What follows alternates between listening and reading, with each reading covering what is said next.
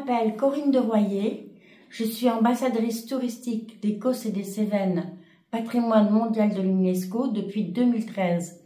Je fais partie du premier groupe qui a été nommé ambassadeur. Je veux transmettre ce que les gens d'ici m'ont transmis, de l'histoire et des plantes surtout, parce que j'ai une association qui s'appelle l'Atelier des plantes, et du pastoralisme, car les moutons mangent des plantes.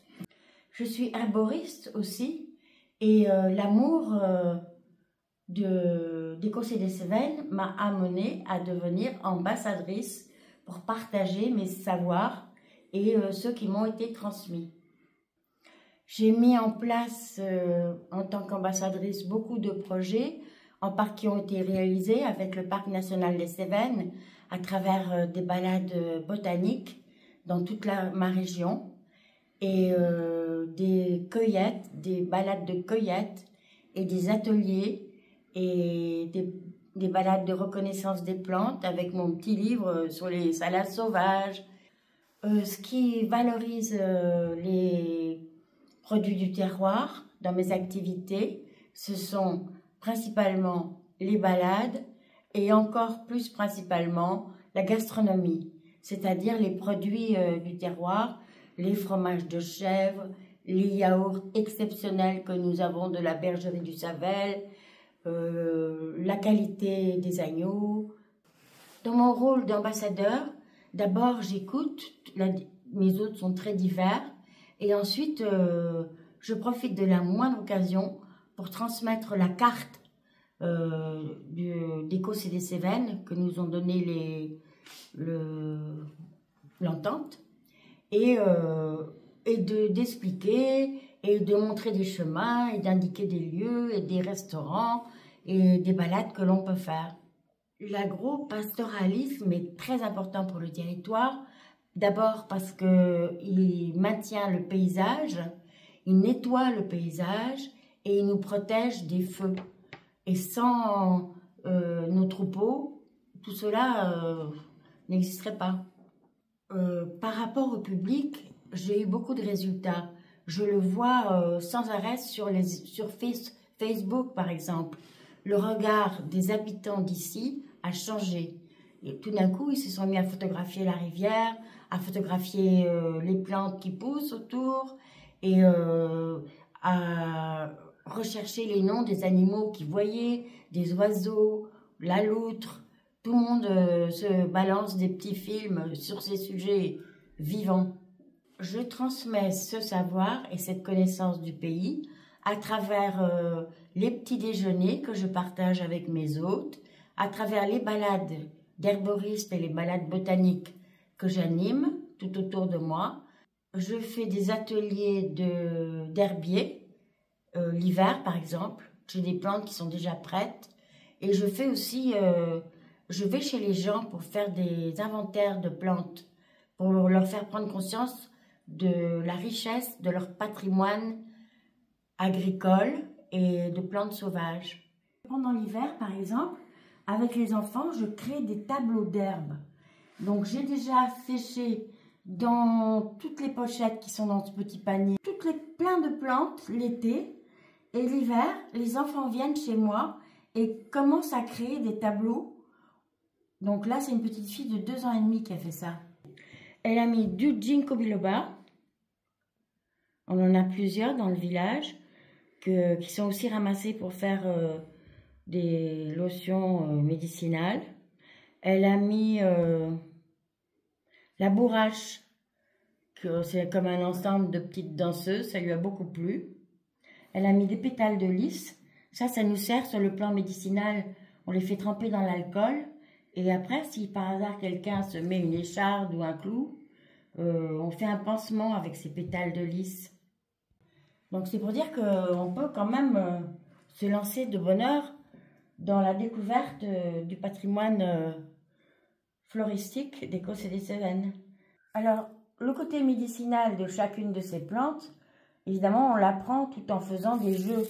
Et là, par exemple, j'ai ramassé du palliure. Ça s'appelle Spina Christi en latin. Et ça soigne ce sont les anciens qui le disent, le diabète.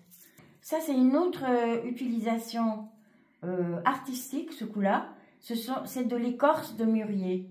Alors ça ne présente pas tellement bien comme ça, mais en fait, tu peux fabriquer une qualité de papier exceptionnelle avec l'écorce de mûrier, en dehors des propriétés médicinales du mûrier et du fait que ça nourrit les vers à soie et aussi les troupeaux. Donc ici, c'est mon atelier, surtout l'été évidemment, parce que c'est très agréable de travailler là, parce qu'on est à l'ombre et il fait frais.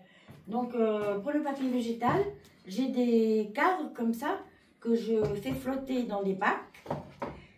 Donc les clients ont forcément accès un peu à ma cuisine parce que je sers les petits déjeuners et les dîners ici pendant l'été. Alors on rentre par là. Et alors là, ils ont droit à un festival de confiture. Alors là, j'ai un autre atelier. Je fais aussi du papier, pas de papier végétal, mais de la peinture. Alors là, je profite par exemple d'avoir trouvé ce manteau d'icône pour prendre des cours avec une Ukrainienne qui habite aux côtes de la Selle et qui donne des cours d'icônes. Sur une feuille de papier végétal que j'ai fabriqué, j'ai peint un berger parce que je pense que depuis la nuit des temps, ce sont les bergers qui reçoivent la connaissance. Parce qu'ils regardent les étoiles, ils dorment dehors avec les troupeaux, ils écoutent la nature, donc ils ont une voix intérieure qui font qu'ils disent des choses originales et vraies. Là, c'est le voyage des plantes à travers le monde.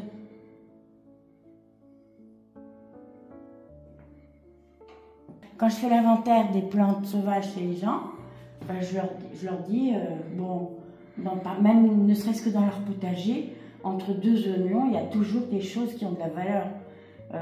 Donc on fait des grands herbiers comme ça, ça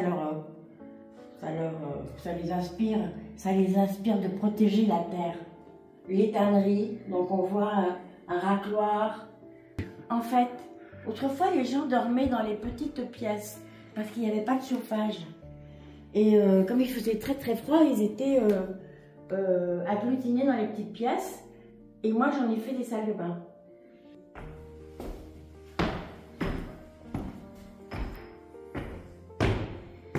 Alors on arrive dans une autre pièce qui est une chambre où il peut y avoir 4 personnes ou un couple avec 2 enfants.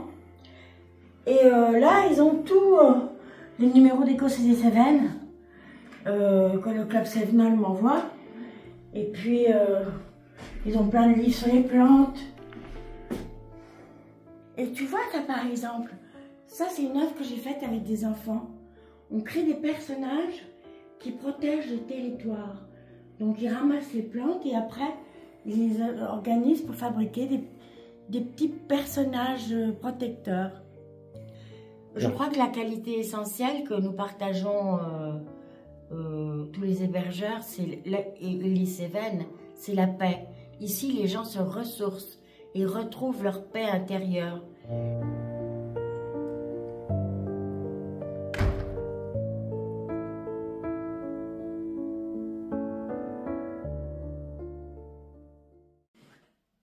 On a fini.